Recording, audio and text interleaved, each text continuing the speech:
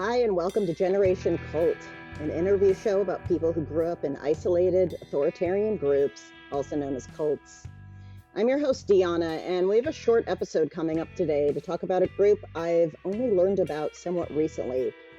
They're called the 2x2s, and they are a secretive Christian sect in the US, Canada, Australia, and other parts of the world. It's a hard group to track because they don't identify as a specific organization. They weren't even identified by a specific name until recently, and that's a good reason people don't hear a lot about them. And that's also possibly by design. It's a great way to fly under the radar when people can't even identify you as a church or a group or organization when problems arise. So today I have Mike, who grew up in the 2x2s, stayed into adulthood, married his wife Abbi, who also was raised in the 2x2s, and then they left together. After they left, they experienced isolation from family and friends, and so they started a support group. At some point, someone sent them a letter identifying rampant sexual abuse within the church. They published it on the support group's Facebook page. And then the floodgates opened to more stories. So we're going to talk to Mike right now. But just a brief content warning before we get started. We are going to be talking about sexual abuse, so please listen with care.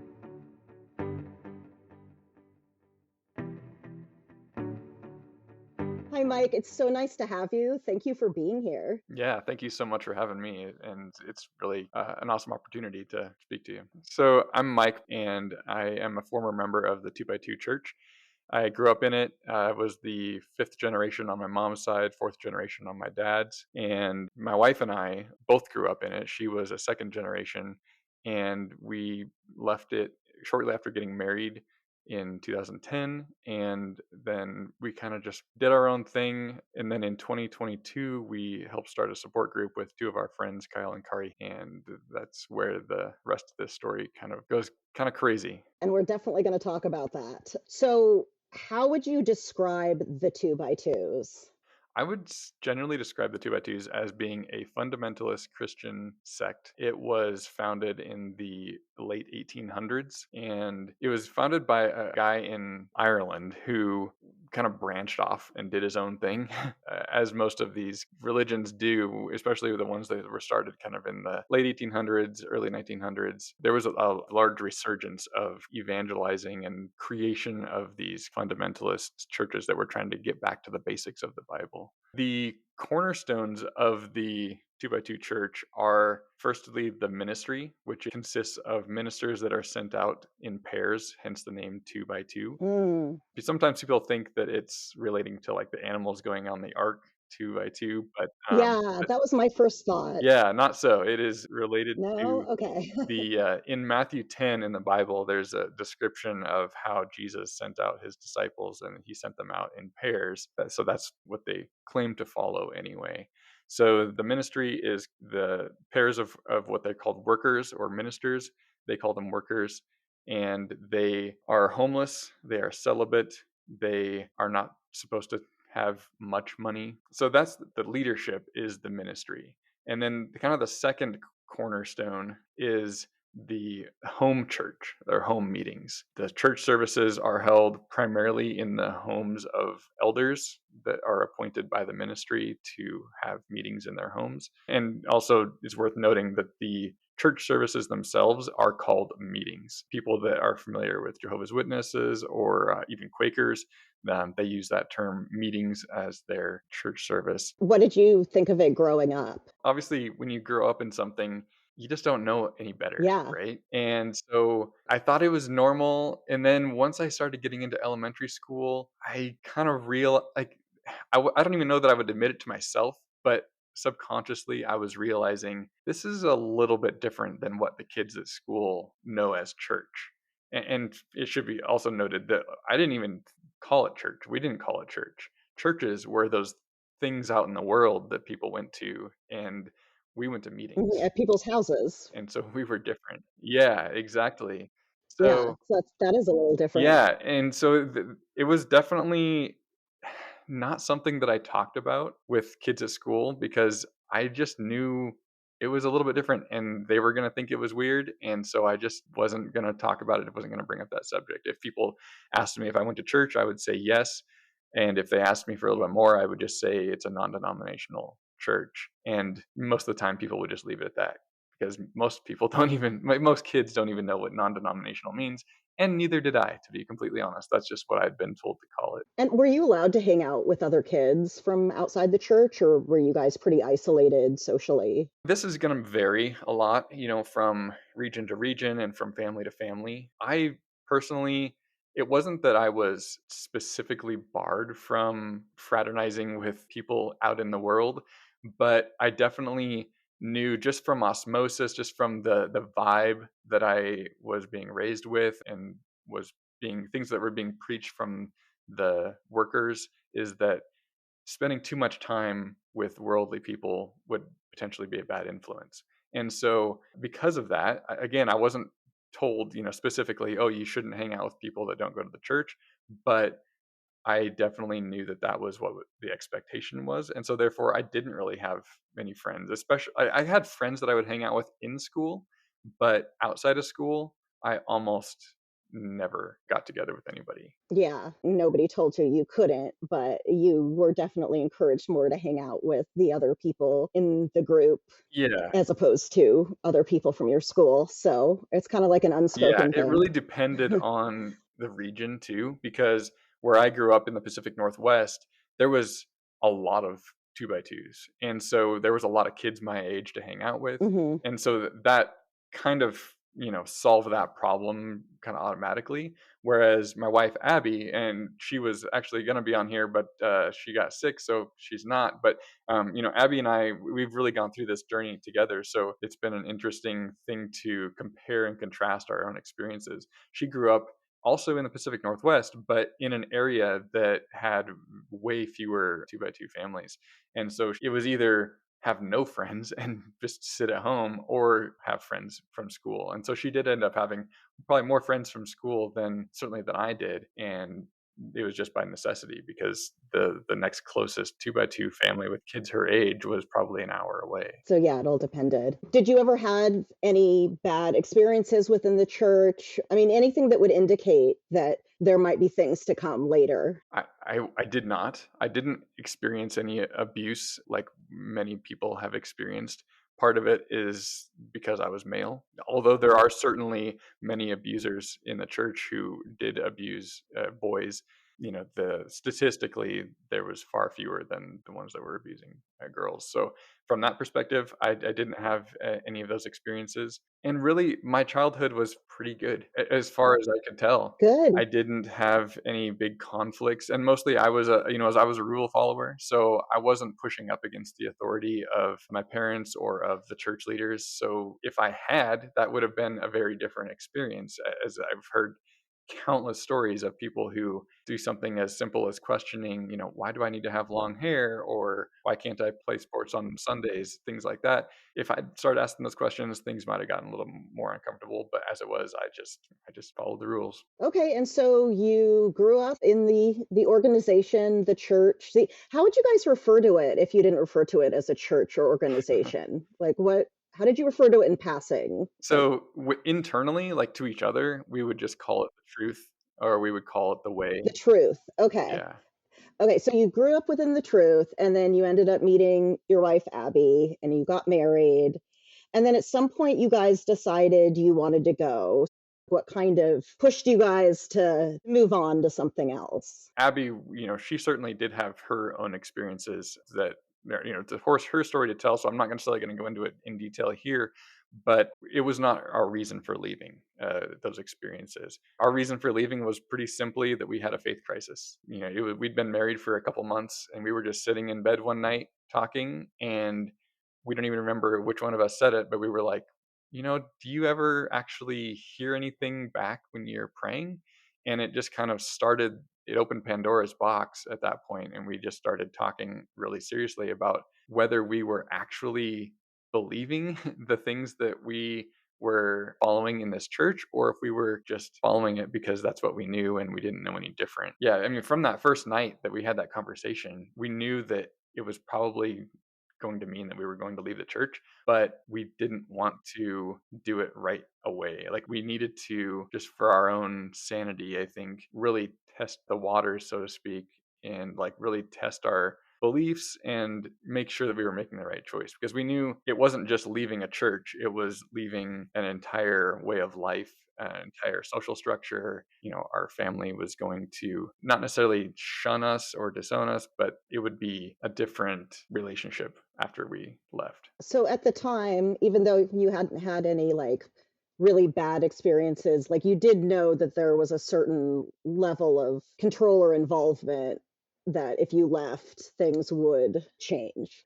Absolutely. It was a very strange mindset that we had, especially right at the beginning, because we even talked about, even though we didn't believe, potentially staying in for our future kids' sake. We had been so ingrained and kind of brainwashed to think that this was the one true way, that we considered, thankfully not for very long, but we did consider staying in just and faking it, just so that our kids could grow up in it. So we left because of that faith crisis and not because of anything in the church necessarily.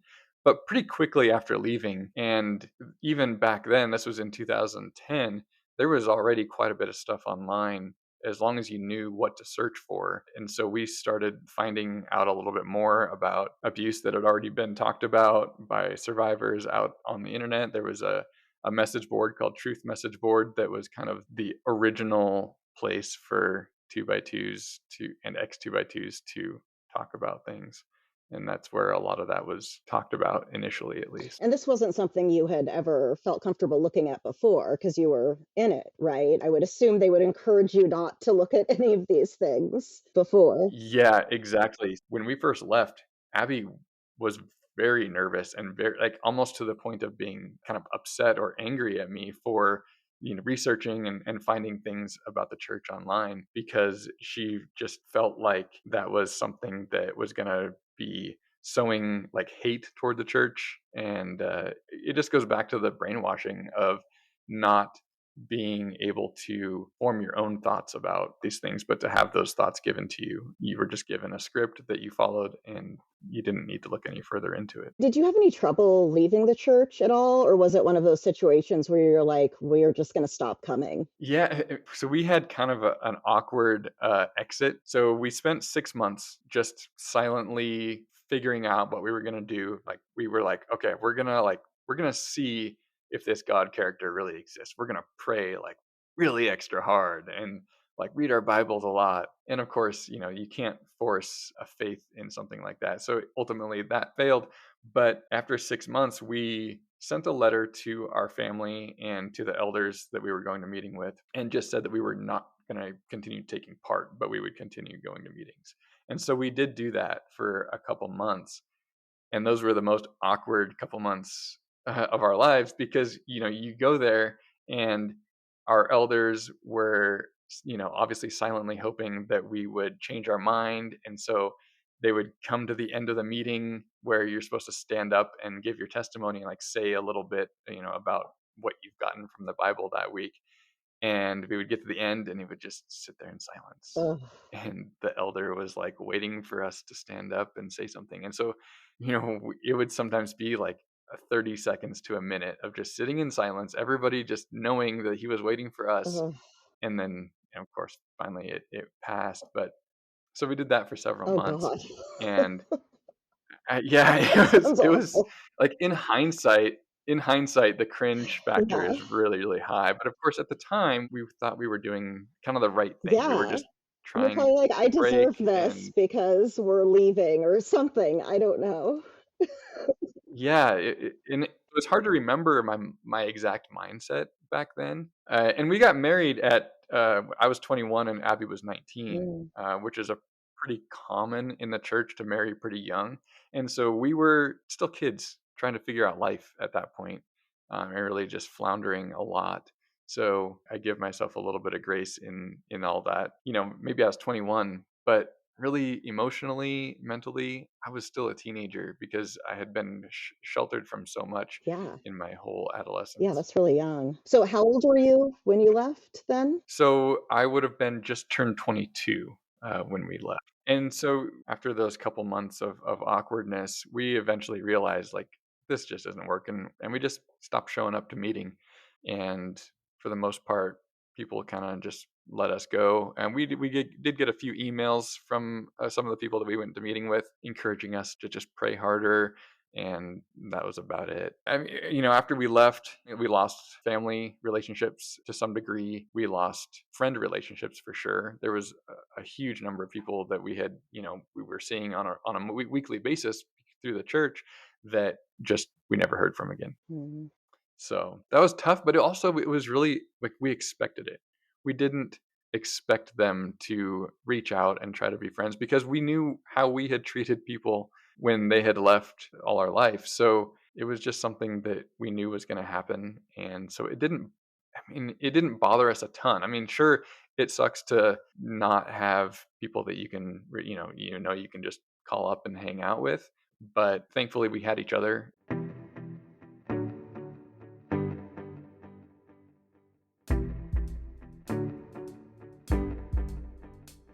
Hey, this is Dhyana again, host of Generation Cult, and I wanted to let you guys know that the podcast is going to be recording its season 4 finale live on stage in San Francisco's North Beach neighborhood on Thursday, June 26th.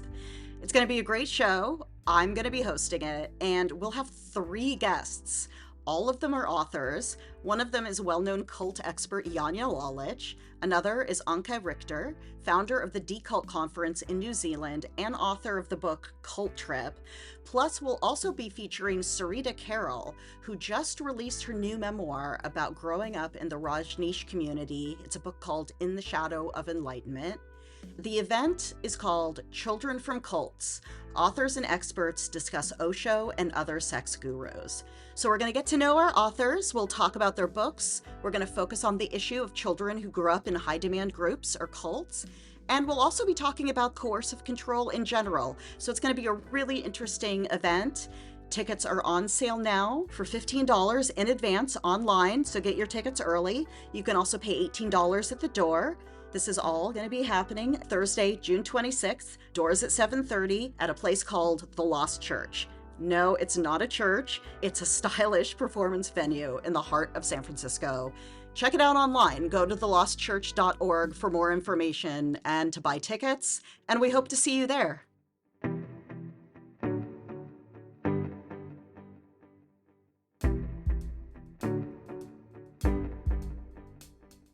At what point did you both decide to start a support group for other people who had left? Yeah, so that kind of brings us into a whole other chapter. So Kyle and Kari were our friends through all of this. So Kyle and I grew up together in the same area, and we actually were roommates for a short time. And while we were roommates, both of us got engaged to Abbi and Kari.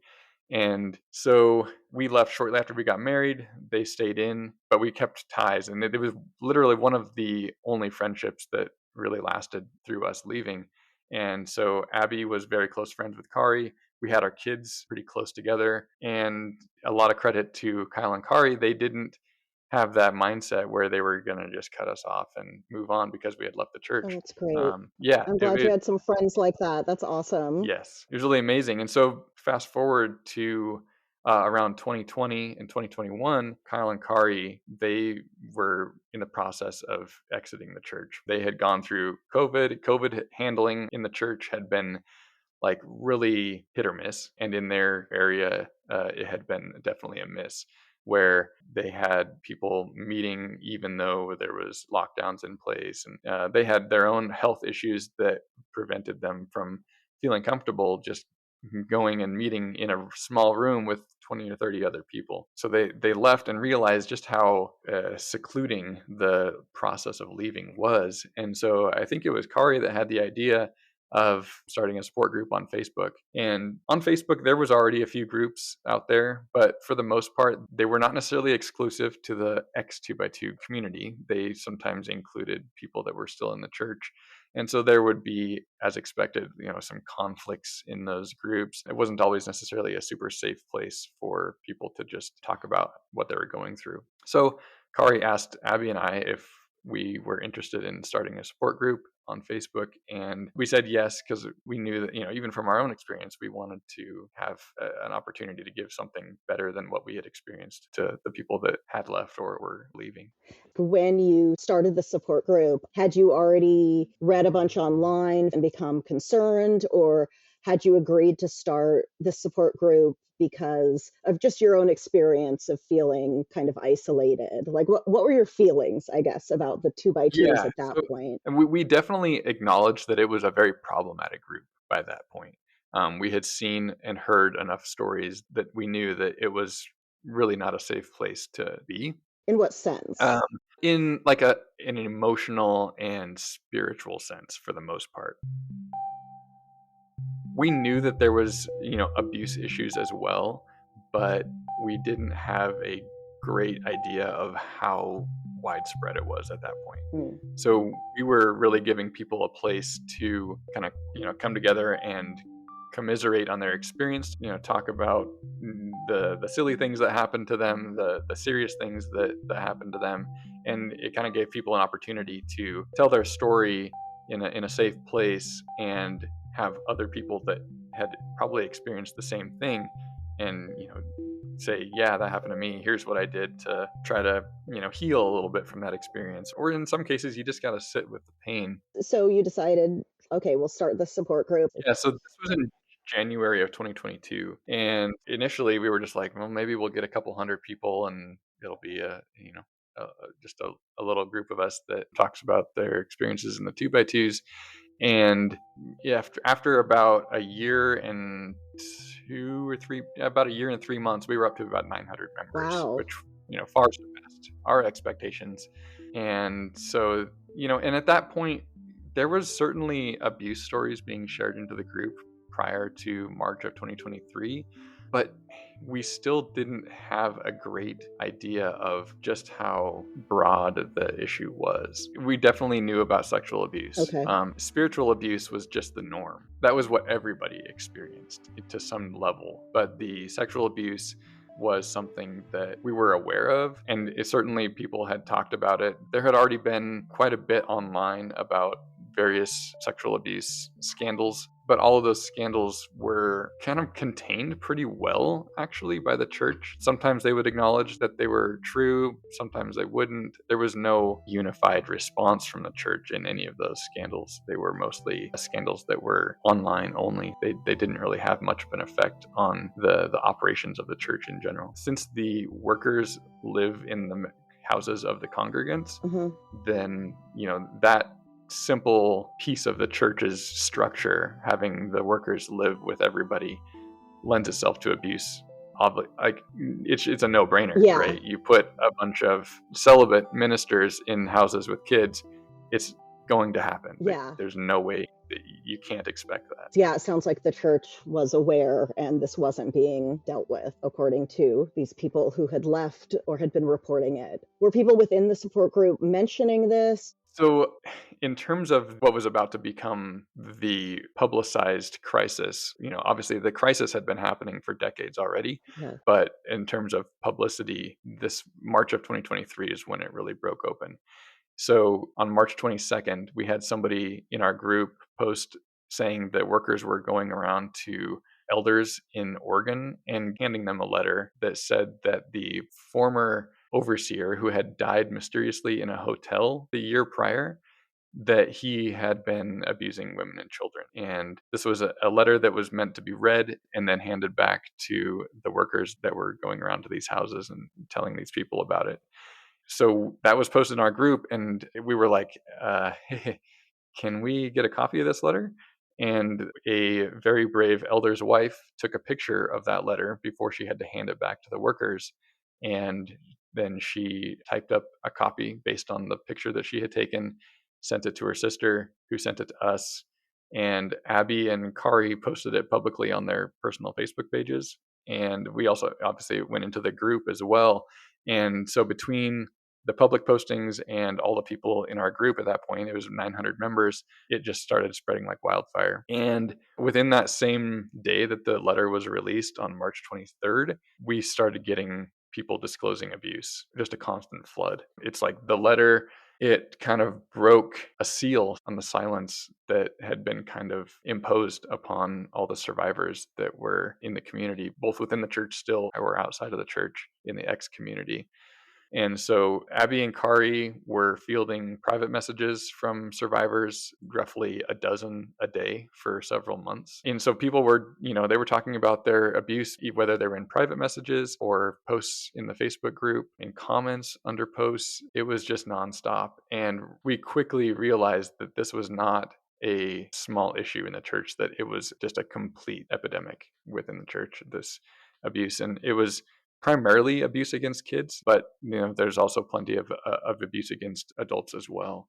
And this was abuse by not just workers, but certainly a ton of workers, but also elders and just church members. And in the majority of these cases, the abuse had been reported to somebody in church leadership. And in almost every case, it had not been reported to the authorities properly, even though they had supposedly taken ministry safe courses for the last 15 years at least.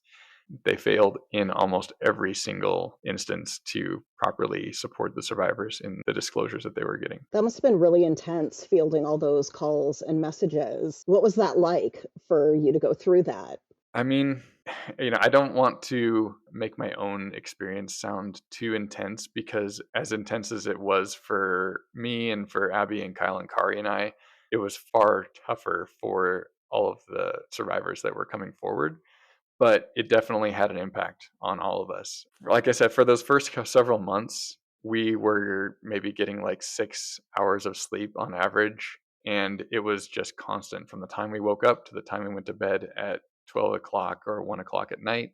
There was just new things coming out every single day that were blowing our minds. Like, we couldn't even fathom what would come the next day, because the things that we had heard on that day were already things that the us prior to March 2023 would have just been completely knocked over by. Are there any examples that you'd feel comfortable speaking about?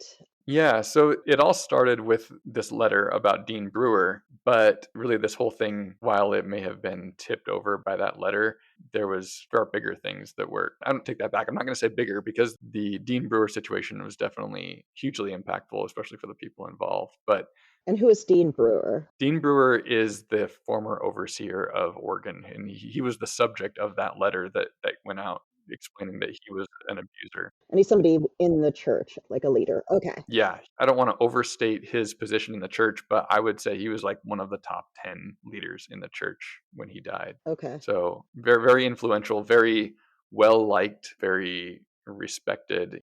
Shortly after the Dean Brewer letter came out, we started getting survivors reporting to us about the overseer of Washington at that time. There was a listening meeting that was done in the Seattle area, and somebody had bravely stood up and said in that meeting in front of a bunch of people, "Hey, this guy abused my friend." And at that same time, we were getting reports from other people of abuse by the same person.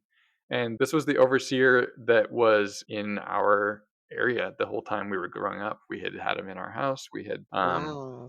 spent a lot of time with him. My at that time, my brother was a minister in the church, and that was his boss. And so that rocked all of us quite a bit. I remember specifically that night when we got those disclosures. It was almost bigger than even than the Dean letter for us, just because it hit so close to home. Well, it's personal. Yeah. Yeah, and so, at this point, I believe we're up to at least 10 different people reporting allegations against him.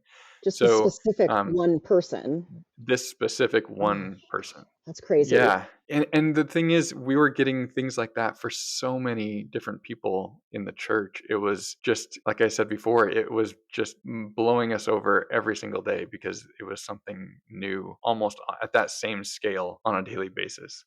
Yeah. So it was really, really quite overwhelming.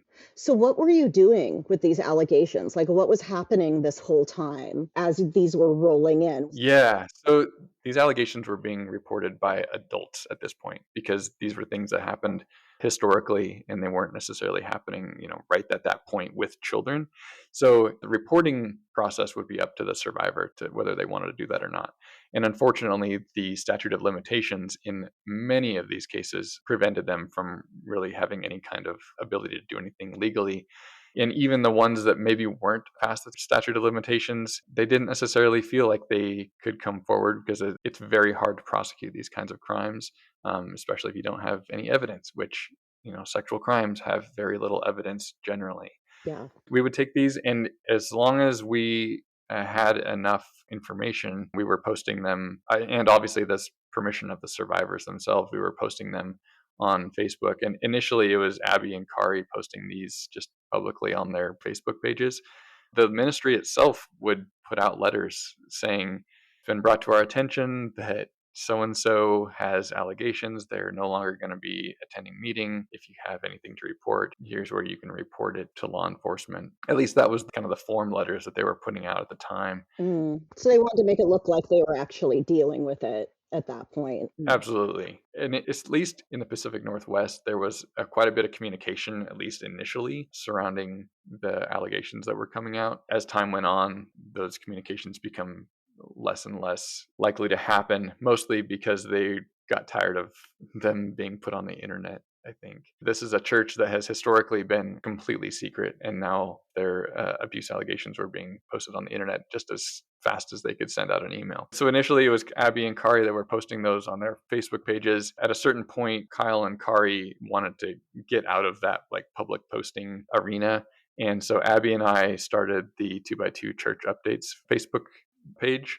And that's where we've posted a large number of allegations and also just general updates about things that are happening in the church. So at what point did the FBI get involved in this whole situation? Yeah, so our understanding is that the FBI became aware of this in the summer of 2023. They were in contact with a number of people within the community, just kind of poking around, I think. And then in November of 2023, we were at Kyle and Kari's house for Thanksgiving, and randomly Kari got a call on her phone, and it was the FBI just calling because they wanted to see what we knew, I guess. And so it was a very surreal moment for all of us. So then a couple days later, we ended up having a several-hour conversation with the lead agent out of Omaha, Nebraska. And, at that point, they already had quite a bit of information about the church. They knew most of the key players in leadership, and they were familiar with quite a number of alleged abusers already as well. And then in February of 2024 is when the FBI officially announced their investigation publicly, and they created the website, fbi.gov/2x2 or 2x2, and that had a link to a questionnaire that was specifically created for people to report things regarding the 2x2 church. The questionnaire is no longer up anymore. After about a year, they took it down, but there's still the fbi.gov/2x2 is still a valid page, and you can go there to see links for reporting anything you have to report about the church. Not necessarily just abuse necessarily. It can be financial things or really anything that you know about the church that should be reported. So it's official now. Yeah. It's solid. It's out there. There's somewhere people can report. Is that more of a relief to you? Yeah, it's definitely good to have that validation that this is a really big issue. The FBI is looking into it, and it extends even further than the FBI because the FBI is in contact with kind of their counterparts in other countries as well. We've had reports that the RCMP in Canada has been contacting people at the prompting of the FBI, and also New Zealand police, Australian police. It's just an investigation that has spread across the globe, really, because this church is across the globe, and they move these abusers, the ministers, all over the world. So there's a trail of survivors that follow them. Mm. So what would you like to see happen if this wraps up? What's the ideal ending to this story for you? The ideal ending would be that all of the abusers that have allegations against them and the overseers and church leadership that has covered it up for decades, that they would see some kind of legal repercussions. And I know that that's wishful thinking. And, there's also potential that there could be action taken against the church as a whole. Although I personally am not overly confident in that, just because they're not a registered organization. They're not a registered church. They are just a like-minded group of Christians getting together to study the Bible, is what they would say. Even though there's definitely a way to prove that they are definitely a very hierarchical organization. I don't want to get my hopes too high, though, that the FBI is going to be able to prosecute on an organization level. Hmm. And it's a pretty ingenious way to have an abusive group, is to make it not definable as an actual group. Oh, it's yeah. I don't know that they necessarily meant that to Yeah. be the case when they started it, but it has worked in their favor very well over the years in terms of avoiding any kind of liability. Yeah. Well, let's hope that doesn't work out in the end for them. I don't necessarily want the church to be destroyed or implode or be completely, taken down by the FBI. And I don't think that that's necessarily a realistic expectation anyway. I think people should be allowed to go to a church if they want, even if it's one that I think is unhealthy. But what I would like to see is I want the 2x2 name to be just as known as Jehovah's Witnesses, just as known as Mormons. Like, it needs to be known by the world so that the next generation, knows how to find out about the church. We are still getting messages as we speak from kids that are finding us on TikTok, and they're like, I just learned that my church that I grew up in is called the 2x2s. The adults in my life are not telling me anything about what's going on in the church, and I want to leave. But I can't. What do I do? And so I think that having those resources available for people to learn about what they are a part of and how they can leave if that's what they want to do, that's what I would like to see more of, is resources for people exiting this church and knowing that they're not alone. That's the motivation behind Abbi and I, and even Kyle and Kari, in speaking out about this, is to let the world know that the 2x2s are here, that they've been walking amongst you for 120 years, and you just didn't know about it. And we want to spread the word. And also, there's a ton of survivors out there that don't know that their experience was not unique. It wasn't them. It wasn't just them. There's, people get abused and they leave the church and they never want anything to do with it again. And that also means that they don't necessarily know that there's this huge abuse crisis that's taking place, being broadcast right now. Informed consent is really what it boils down to. And my entire life and the entire lives of literally thousands of ex 2x2 members, we did not have informed consent about what we were participating in. Yeah. Well, thank you for speaking with me about this, and good luck. I mean, I'll be looking out for more information as this whole thing unfolds with the FBI and the investigations. Yeah, and we're looking forward to seeing where it leads as well. The FBI is very close-lipped about their investigations, so we don't have any idea what it's going to turn into, but we hope that it will turn into some kind of justice, something that will bring some kind of justice for the survivors, the literally thousands of survivors that are out there. Well, thanks again. Yeah, thank you so much for having me and letting me talk about this story.